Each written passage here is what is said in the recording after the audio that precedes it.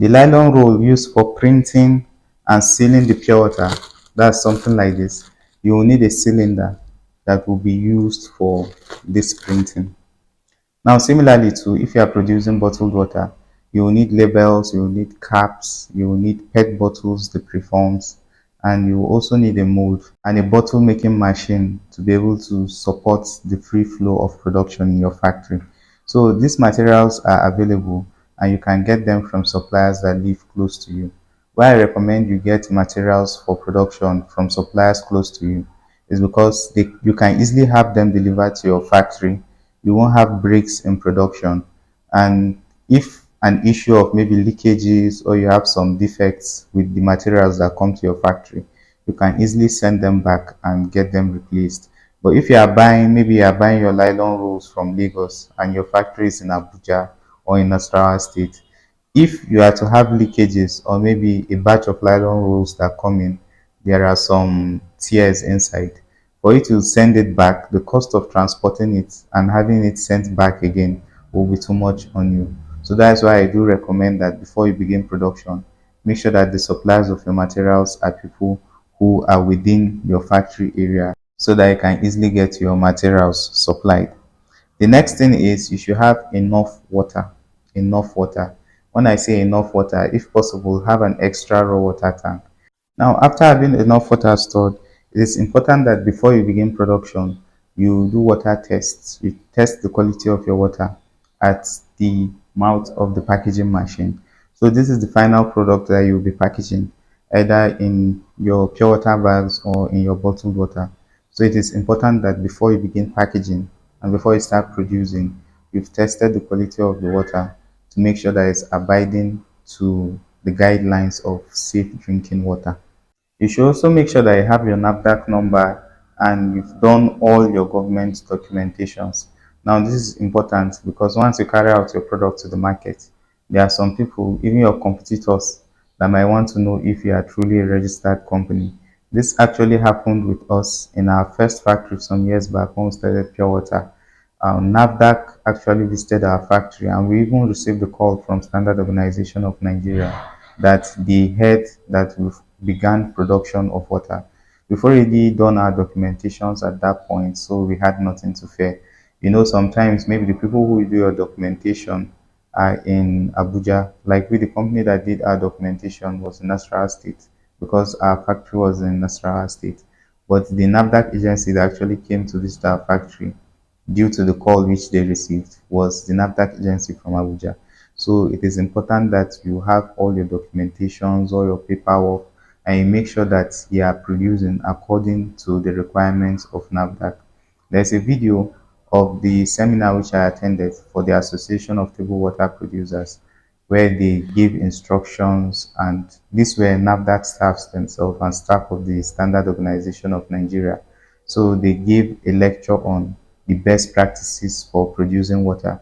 That's the standard of the nylon, the quality of the nylon, the microns of the nylon you should use for production, the quality of the water, the recommended TDS and pH level for the water, and the equipments required for production.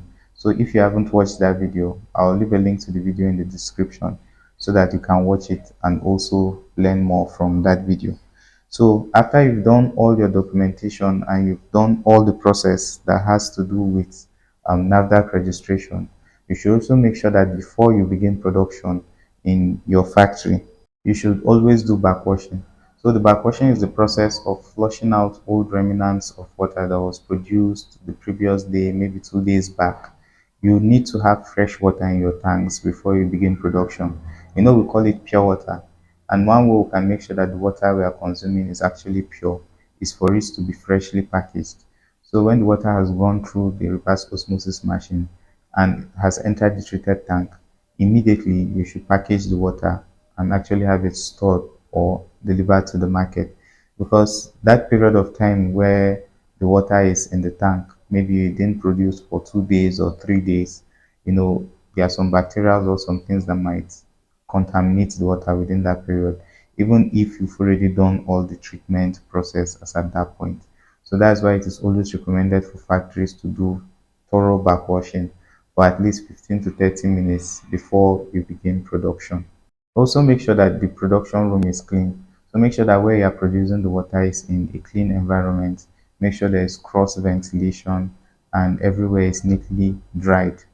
Sometimes in a water factory, after previous production, you might have nylon around. It's important that everywhere is clean and of safe practice so that somebody won't slip and fall during production, or electricity won't shock anybody, or you don't have nylon or something contaminating the products.